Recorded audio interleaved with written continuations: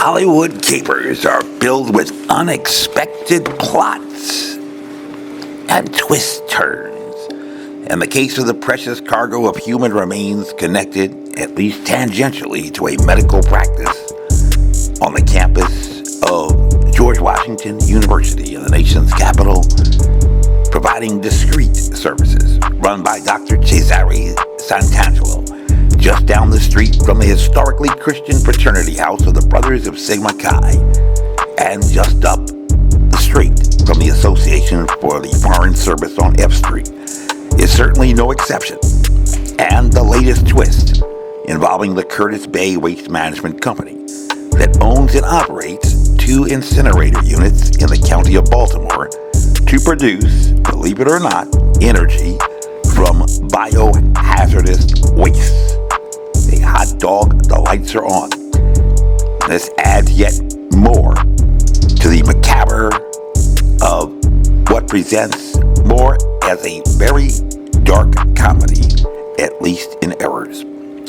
Apparently, according to the operating license for Curtis Bay Energy that we obtained on its 2 incinerator units that share one common smokestack, the local residents in the surrounding Baltimore area have far more about which to complain to the Maryland Department of the Environment about air pollution, because by law, the fuel container for these incinerator products must satisfy standards of opacity so as to obscure from external view exactly what is being incinerated inside, out of sight and out of mind.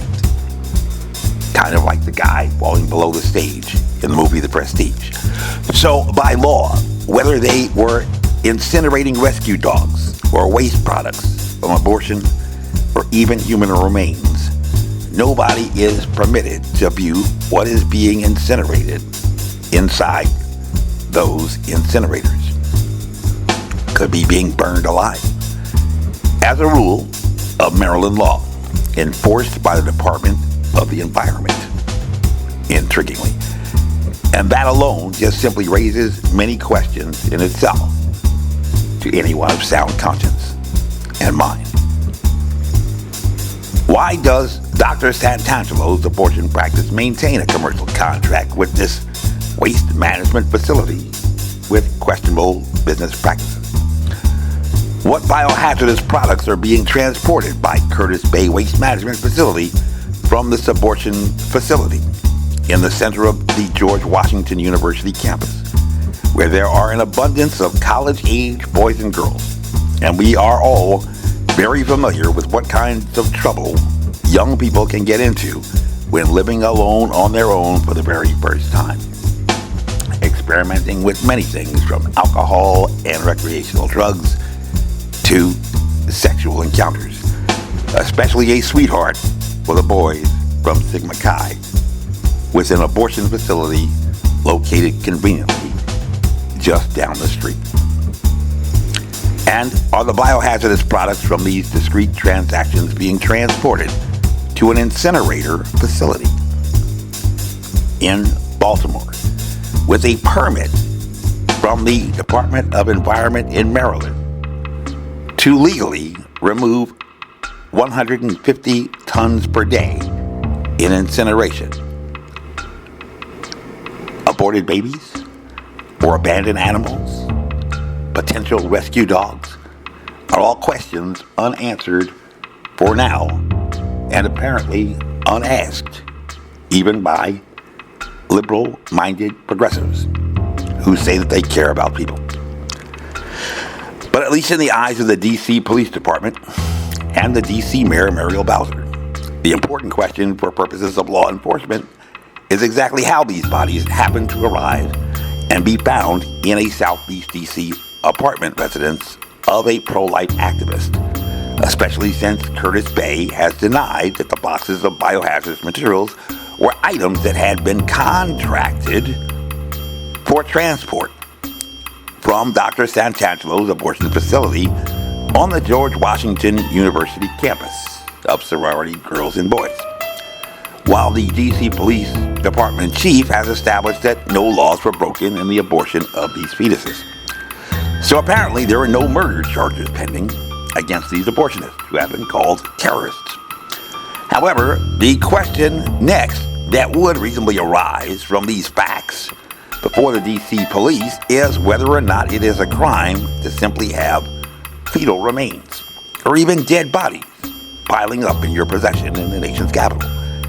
And the answer, while perhaps as shocking as the images displayed at a recent press conference, may shock you even more in the city where our nation's laws are made.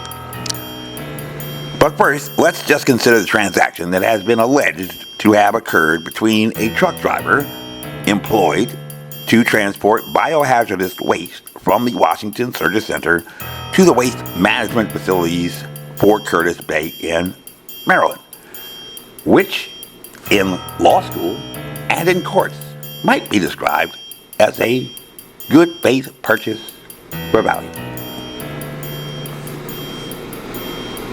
I give you something and you assume that everything is okay.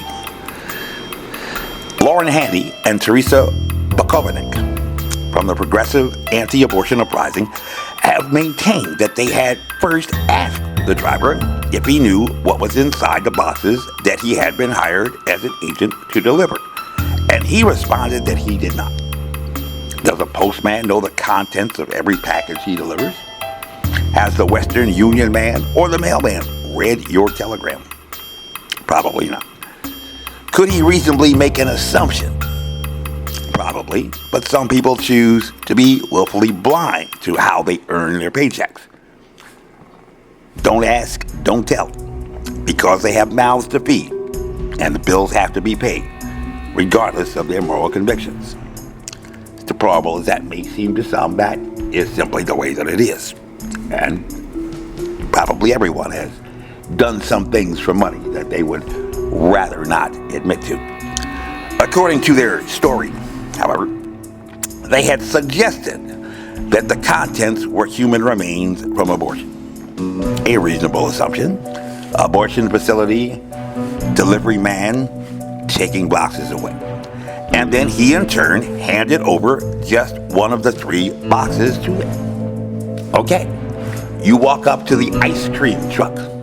You have no money and you ask the man for free ice cream. If he gives you free ice cream, have you broken the law? Probably not. You go up to Santa Claus, you sit on his knee at Christmas, and you tell him that you want a Johnny Lightning 500 race car track. And on Christmas morning, it arrives. Is the FBI going to come into your house because you obtained something for which you did not even pay? You just asked the man in a red suit to give you a racetrack you probably didn't deserve. Is this transaction with the truck driver outside the abortion facility then illegal? Did Lauren and Teresa hold a gun to the truck drivers yet? Threaten to kidnap him or place him in reasonable apprehension of grave bodily harm? The very elements of an extortionate transaction under the Hobbs Act to impose undue influence. Not in evidence here. And they claim that the driver simply handed over 1 box to them. 1 box of 3. If any was in legal trouble, it is the driver who decided to make 1 box fall off his truck. And Curtis Bay claims in his at-will employment agreement, at least for now, that they had contracted for 3 boxes to deliver and that they had received 3 boxes at their facility. And so the driver is not on a reasonable notice that his employment arrangement has been terminated. So there is no crime for Lauren and Teresa, and the driver will not lose his job or doing his job according to the terms of the written contract. So the remaining facts are at least 5 dead bodies that, according to DC police, were aborted in compliance with all laws and were not murdered. So we cannot even claim that Lauren and Teresa are cold-blooded killers. Maybe very good abortionists that can perform these services even without a facility. One of the claims that we should have these facilities, but apparently 2 terrorists can go and perform legal abortions. But how about simple possession of decedent remains and dead fetuses in the city limits of the nation's capital? Well, according to the D.C. Code, hold on for this, believe it or not, although it is the legal preference for a family member or friend to take possession of dead bodies, and here we have unwanted babies, obviously, a person who is merely a volunteer, as Lauren and Teresa, as good Samaritans, presumptively could be declared under the law in this case. And so they'd be free to name them and bury them in a Christian burial and all that because they stepped forward and volunteered to take them, who had been left alone and unloved. Churches that perform wakes often hold dead bodies overnight for a funeral, sometimes more, scheduled for the next day, with no broken laws. Just as funeral directors take possession of dead bodies every day as their regular business, with no violations of law. You may have an apartment complex that has dead bodies in it. Am I going to throw you in jail as a landlord because there are dead bodies in your apartment that have not yet been discovered? Probably not, especially if you didn't kill them. Damon Barber of Fleet Street. And believe it or not, in the nation's capital, just because you have a dead body in your closet or refrigerator, repulsive as it may be, to say, could you grab the mayonnaise behind the dead body in my refrigerator? You have not broken any legal laws. In fact, one family in Indiana held on to Nat Turner's head as a family heirloom. Nat Turner of the Nat Turner slave revolts. If you are not legally responsible for killing the body that is residing in your house, you are not breaking any laws. Then that would be a different story. So, there are, in fact, some civil laws with no criminal penalties. There is a difference in the law between that which is criminal, that which is civil. Some you go to civil court, some you go to criminal court. Some you go to jail, some you pay a fine, some you just undo what you did. That's the way it is. And there were no criminal penalties regarding disposing of bodies, particularly zoning laws regarding where legal cemeteries can be located. But you can bury a body, or even animal remains, or even cremated ashes without embalming or the necessity of purchasing a casket in the nation's capital. In fact, the only strict requirements in the nation's capital, if you happen to have a body that needs to be immediately disposed or moved to another place, is that if you plan to dump it in the ocean, all of my sopranos need to take note of this, it must be at least 3 nautical miles from the shoreline, so as to avoid it washing up on shore and being rediscovered, which would not be pleasant. Perhaps, hey, there's Jimmy Hoffa, perhaps, but also because that is a part of the Clean Water Act. We don't want to have, dead bodies showing up on the beach. In D.C., when they say swimming with the fishes, they are serious about swimming with the fishes. Put him out there with the sharks and the whales. We do not want him coming into, landing on the beach in Atlantic City. And if you have a lot of dead bodies at your house, you are going to need a bigger boat. Those are simply the laws that the residents of a city that wants to be a state elected their representatives to pass. And in D.C., they say, my body and my choice. But St. Peter at the pearly gate was once asked by a wayward sinner the great existential question as to why bad things happen to good people. A question that had vexed, apparently, the multi-billionaire Steve Jobs, even as a child. And according to that account, old St. Peter paused for only just a second with a quizzical look on his face and replied, I really don't know. I really can't answer that question. Because to be very honest, my friend, I've never encountered any good people in my job. This briefing is unclassified, as you heard. My name is Major Mike Webb, and by God, I am running for U.S. Congress. This year, resolved to do the right thing, and we shall make America great again. Honest. Carry on.